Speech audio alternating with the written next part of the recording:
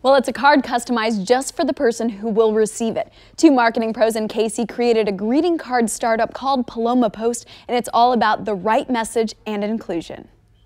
If you're tired of sending the same old card off the shelf, you might want to think about sending a customized version this Valentine's Day, especially one that's made right here in Kansas City. And when you open it up, Paloma Post will have a personalized message. Now, one of the minds behind that is Julie Corona. So how did you guys come up with this idea? Last Valentine's Day, I was looking for a card for my then fiance, Tyler. And all of the cards on the shelves said for my husband, for my wife, and it was very difficult for me to find exactly what I was looking for, and it immediately cut down the selection. And it was frustrating because I said this would be perfect if I could just change that one word. So what we wanted to do is give people the ability to do that. So we, on our website, allow customers to go in and customize a message that feels personal for them and for their relationship. There are a lot of nice cards on the shelves with poems and romantic notes, but those are written by complete strangers. So we like the ability to write a note personal for your loved one, and that's why we started Paloma Post. And then one of the things you're hitting on too, we're seeing two women on this card. Yes. You want to make everyone feel included. Exactly. So the first step in writing that perfect Valentine's Day card starts with making sure you have that artwork that applies to you and that feels right for your relationship. So it was important to us to represent not only a variety of styles, working with 3 different designers locally here in Kansas City, but also to show different skin tones, different sexual orientations, even different languages, so that everyone can find that card that feels perfect for them. We wanted to work with 3 local designers who have very different styles to make sure that everybody could find something that they liked. So we've been working with Nate, for example. He does letterpress style cards. So these are these big, bold, blocky messages. They're great because this love card could be great for Valentine's Day, but also for a wedding, an anniversary, a bridal shower, and things like that. So we love the flexibility that those bring. We also have some of Veronica's designs. She designs on an iPad Pro.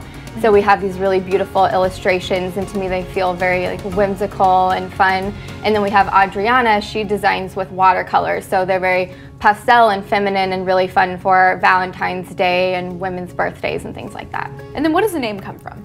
Paloma Post was a name that we decided on. We have cards in multiple languages. Paloma means pigeon or dove in Spanish, so we felt like that was a symbol of peace and friendship, but also this idea of kind of a carrier pigeon of sending something in the mail, because we do let you ship a card directly to a recipient, directly to your loved one for free anywhere in the US, so that was important to us. Well, this card company is new just in time for Valentine's Day. In a little bit, we'll meet the other co-founder and learn the secret to writing that perfect V-Day message. Valentine's is right around the corner, and you probably don't want to rush around at the last minute scanning the shelves for the wrong card. The creators of Paloma Post show us how to customize a greeting card and how to find just the right sentiment. Here to give us the customization 411 is co-founder of Paloma Post, Andrew Carlson. So you got to walk me through all of this, all the decisions to be made. Absolutely. So you can choose whatever card you want. We have filters, and you can just choose the occasion and the recipient. You can also filter by designer, as we've kind of talked about before. Okay, I love this one. Let's go there. Perfect. So let's jump right in. We're looking at a Valentine's Day card. This is a her and him card, and you can choose to customize it.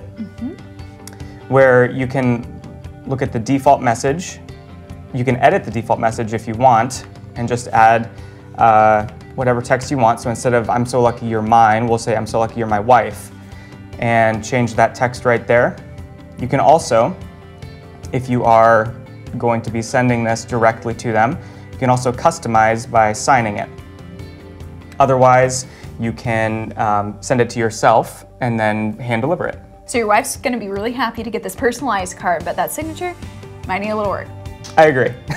If you want to send a thank you card or a sympathy card or any kind of card, you can do everything from your couch and we'll deliver it for you. What should we say to someone on Valentine's Day? Right, so part of customizing a message is being able to make it relevant to your relationship. So that's not only being able to change husband to wife or husband to fiance, make it right for your stage of your relationship, but also just making it personal, showing that person that you put some thought into it. You didn't just grab this card off the shelf. You were really thinking about them and preparing for Valentine's Day. So one way to do that is to reference maybe an inside joke or a story that you share in common. For my card that I made for my husband, I talk about our first Valentine's Day and reflecting back on that, when he used to impress me in the early days, just to make him laugh and show him that I thought of him as I was putting that card together. And you can also make it feel just right. Maybe you just started dating someone and you're not ready to say Happy Valentine's Day, I love you, but you still want to share with them a sweet message. So it gives you full control over that sweet message that you want to send on Valentine's Day.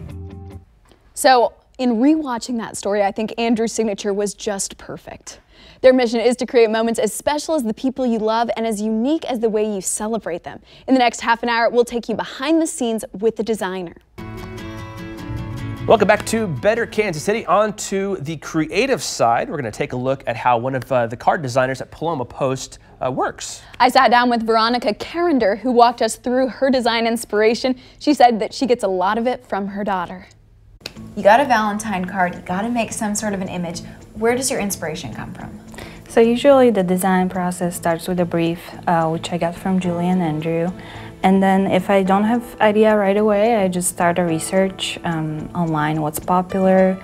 I like puns, so maybe because English is not my first language, I just like to come up with these sentences and funny connections of words and things like that. So the card we're looking at right now is a happy birthday card with an octopus on it. Yes. So how'd you come up with an octopus paired with that? So this idea actually came up from my 5-month-old daughter. She likes like under the sea creatures and books about fish and octopuses and things like that. So that idea was actually pretty easy for me. It came right away. But if I don't have an idea right away, I just think about it few days, just to leave it, and then it just comes. Or I do some research, yeah, just wait, just sit in front of the blank page and something's gonna come up. And then there's the process of adding color.